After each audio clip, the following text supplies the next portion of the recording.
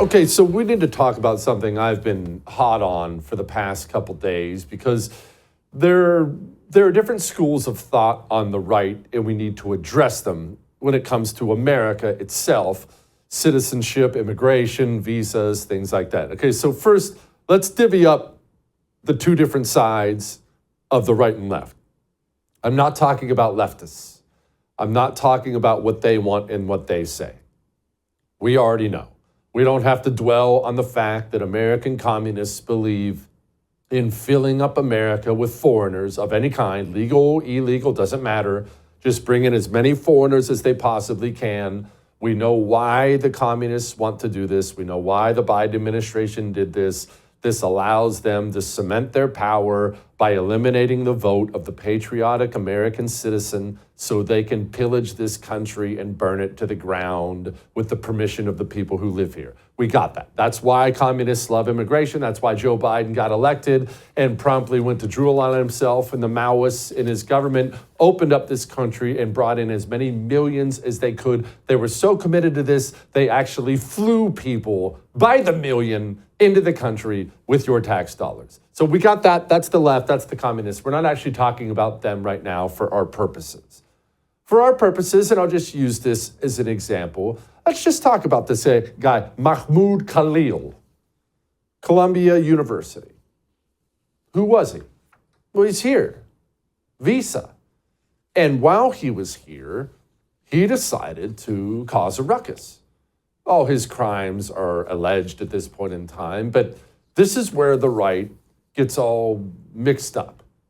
I want you to look at a video really quickly of Mahmud Khalil. I just want you to look at this, and then I'll tell you why I don't care about his crimes. Are you guys going to listen to the university and leave the encampment here? Of course not. The university is the one who should listen to us. They should listen to their student body who are demanding to end their investment in the war that's happening in Palestine. Our demands are clear. Our demands are regarding the investment from the Israeli occupation, the companies that are profiting and contributing to the genocide of our people. How far are you all willing to go here on campus? We're going to go as far as we need to pressure the university to pressure the university to divest from the occupation. Our demands? Do you hear what he said? These are what our demands are. Did you hear how he opened that whole thing? This is what they should do, and they should do this, and they should do that. Pause on that. We'll come back to Mr. Mahmoud. In fact, we're going to come back to the American right and immigration and visas and everything like that. You know, I've done some world travel. Oh, obviously, I didn't grow up with a lot of money, so we didn't, when we were vacationing, we were driving down to Tennessee to go fishing. That's what we did. But my time in the Marine Corps had me see a couple different places, Japan, Thailand, some not so great places in the Middle East. And since then, I would say in recent years, now that my kids are getting older, we've done a little bit more world travel. We've been to Mexico, I've been to Canada, I've been to Italy, went to Germany, went to a couple places like that. Nothing super fancy, but a couple places, cool little places. I'm gonna go see this place here and this place there. And I'll tell you something. This has nothing to do with politics, left, right, middle, nothing at all. Whenever I go anywhere, Mexico, Paris, doesn't matter where it is, I always try to make sure I am my best behaved. In fact, I try to do that here at home, right? I try to be a law-abiding citizen and be a good citizen in every way. I don't throw things on the sidewalk. I don't do those things. But when I am overseas, I am not only mindful of the fact that I am a guest, I make sure that I tell my sons that over and over and over again. I have 2 teenage sons, and I tell them, boys, we are a guest here. This is not our country. It's not our legal system. We don't vote here. So at all times, you will be completely polite. You will do as you're told. You won't even jaywalk in Rome if you happen to be in Rome, because you are a guest, and guests should always be on their best behavior, no matter what, without exception. That's how I behave, and that's how I insist my sons behave when I travel to another country.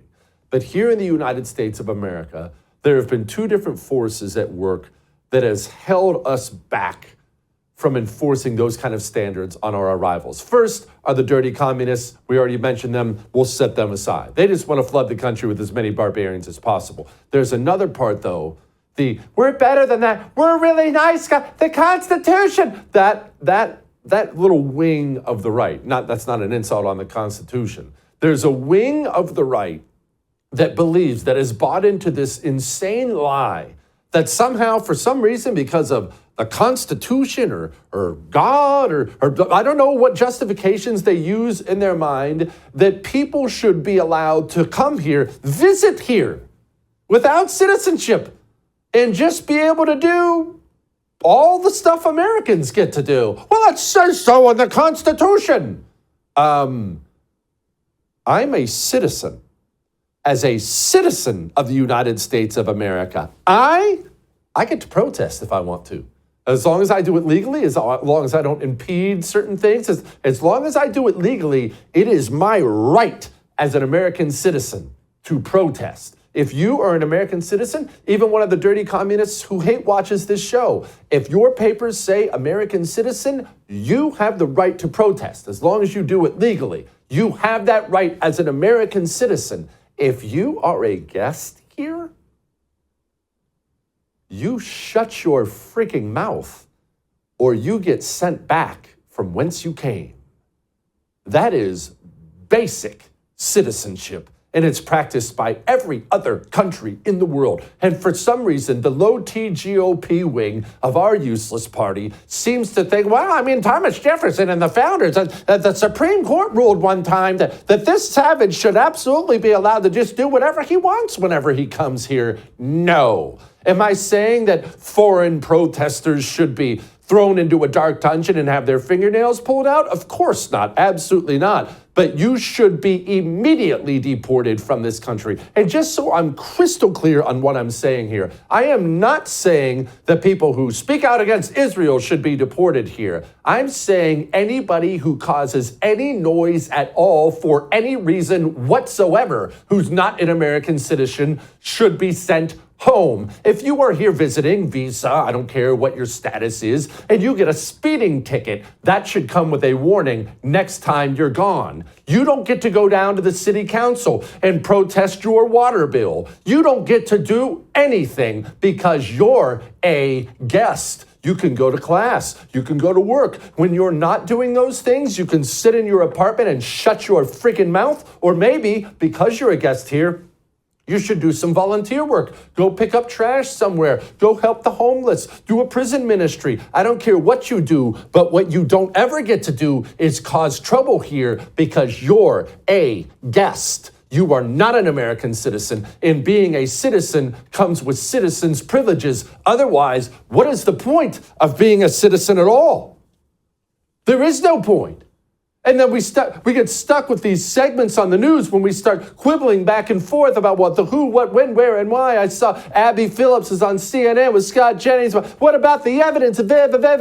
Have you seen any evidence to suggest that there is actually a serious reason to believe that this student is going to be a threat to national security? I've certainly watched the abomination that's gone on at Columbia and Barnard and other places, and I will just tell you, threat to national security. And I'll just tell you that I'm not going to let you move on because this is the I'll tell you why it's a threat to national security if you let me answer you. Well, Scott, do you want me to answer you or not? Okay. His organization says we are dedicated, fighting for the total eradication of Western civilization. Okay. He's not a citizen. He doesn't need to be here. You just described him having viewpoints that you disagree with.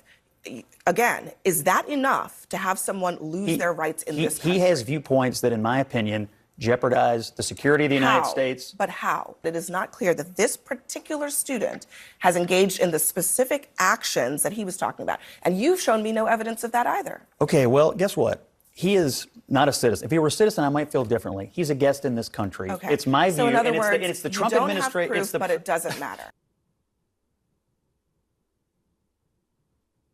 You don't have to get in these arguments at all. Oh, what evidence do you have? Well, I was checking through the website, and if you look at his papers, I don't need to get in these arguments with anybody for any reason whatsoever. I don't care what he was protesting, actually. Doesn't matter to me. In fact, I don't care what country he came from. The only evidence I need to see is, where is he a citizen? Because if it's not the United States of America, he doesn't get to go to any university, even when I hate, like Columbia, and make demands. He doesn't get to demand things at all. This is how things will do, or else. You are a visitor here. When I visit my in-laws' house, I put the toilet seat down. I will admit, I don't do that all the time at home. When I visit the in-laws' house, I ensure that everything is in order with myself and my family because I'm a guest. That is how guests operate. But here in the United States, I'm not even talking about the savages on the left. There is a portion of the right who somehow believes that we are obligated as a country to just be a big fat porta-john for anyone who happens to waltz onto American soil, and that is gonna be a no for me. All that may have made you uncomfortable, but I am right. So let's discuss this immigration thing, because a lot of people love it, a lot of people kind of hate it, a lot of people, well, I guess those would be barbarians like me, think it actually doesn't go near far enough. It's too narrow. As I said, I'm fine with deporting some Syrian dude for protesting. That's fine with me. But we need a lot more. Joining me now, Brittany Mayer, host of the Britt Mayer Show, which is wonderful, I might add. Brittany, what am I supposed to make of the narrowness of this? I guess that's the part I dislike the most, when I see a bunch of illegals roaming through the streets of New York talking about how they don't want to be deported. I think all those should be rounded up too. Why is anybody allowed to protest here if you're not a citizen? Jesse, you're such a racist. I'm clutching my pearls. Yeah. I'm shocked. I'm shocked and offended, deeply offended.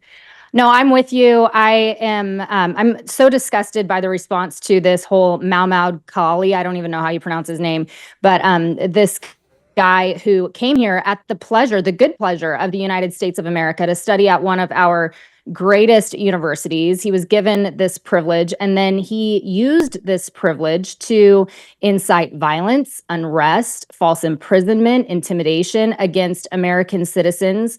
And now you have the Democrats up in arms saying, "Oh, this is about free speech. How dare the Trump administration? They're coming after you next." No, this is not about free speech. There are boundaries when it comes to free speech for foreign nationals who are granted the privilege of coming to America.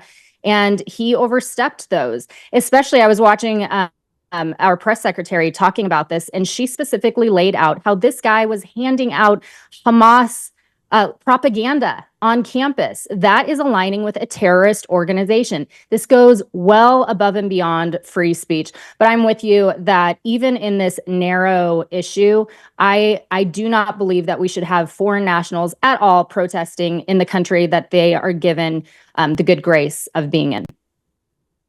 Yeah, they sure are. Speaking of foreign nationals, J.D. Vance, who's been unbelievably impressive, I'm just so impressed with him so far, came out, he said this. We've also, unfortunately, made it way too easy for people to compete against American citizens for the precious homes that are in our country to begin with. You go across the world and you see a very consistent relationship between a massive increase in immigration and a massive increase in housing prices. And we have to be honest about that. Well, I see one of our nice representatives out here wants to actually, I guess, continue to flood the country with illegal immigrants, making your communities and citizens unaffordable.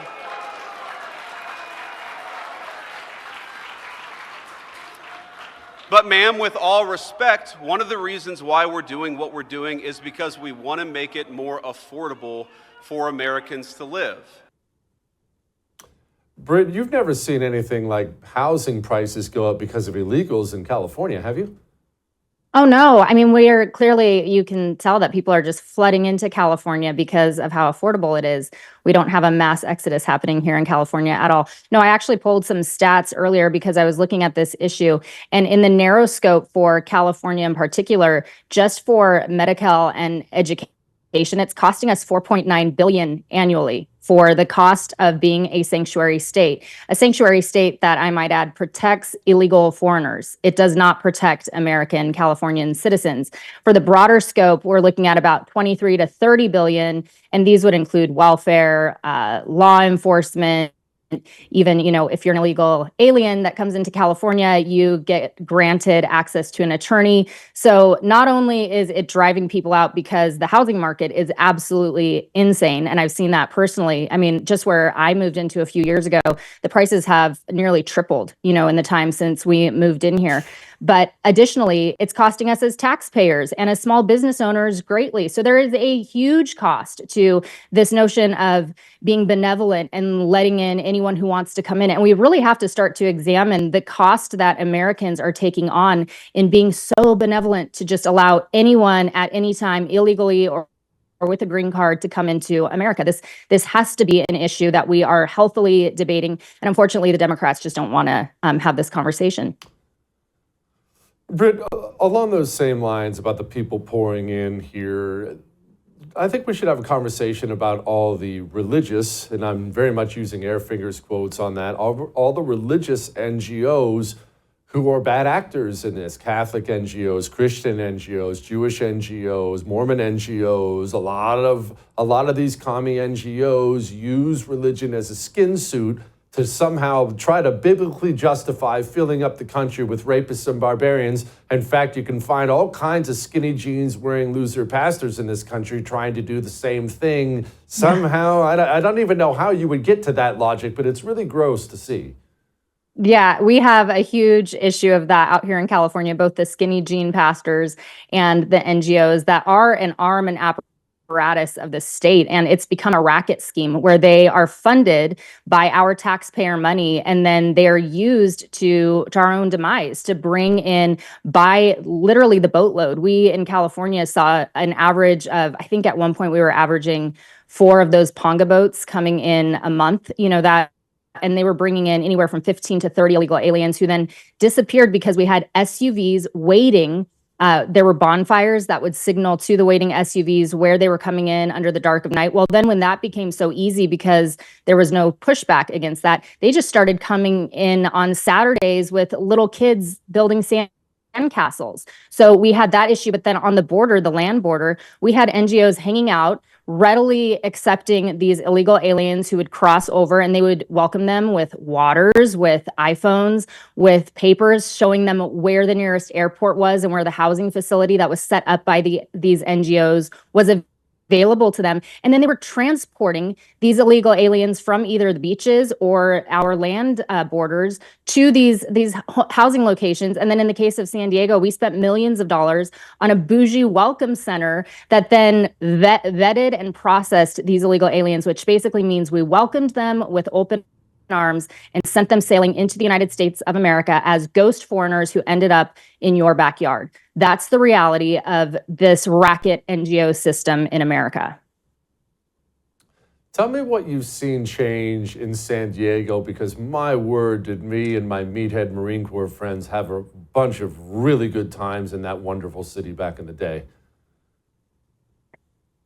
I grew up in San Diego, so I know what you're talking about. And it's not the same San Diego that it was when you were a meathead out here, Jesse. It's become so much, to be very honest, it's become so much dirtier, so much more unsafe.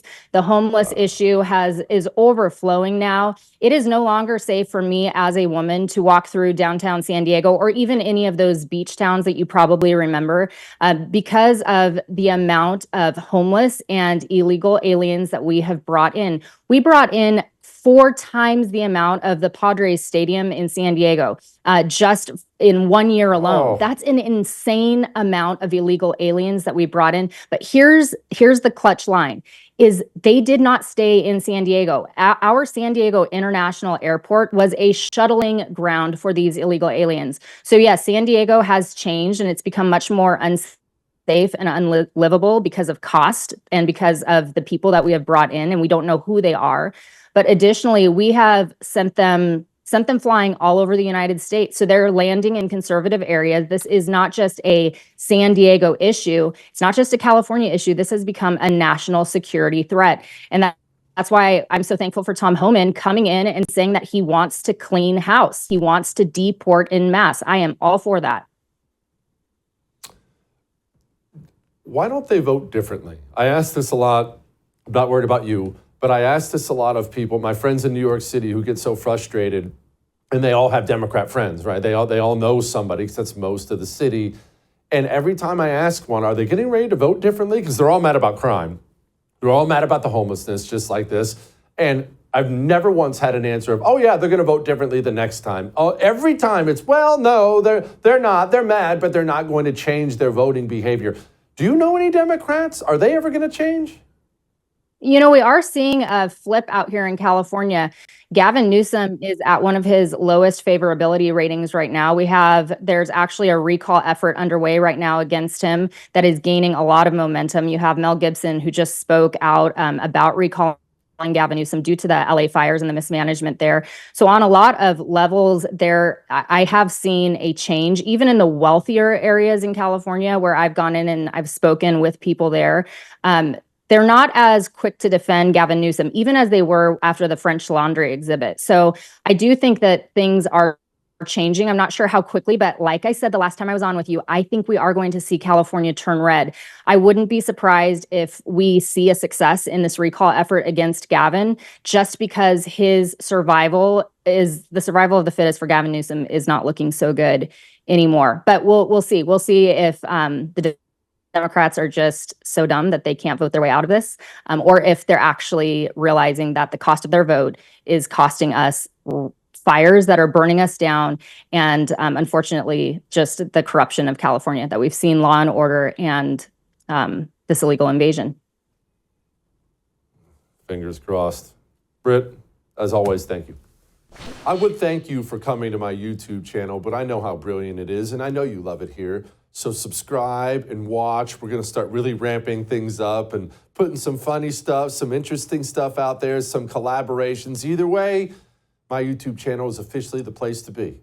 So stick around.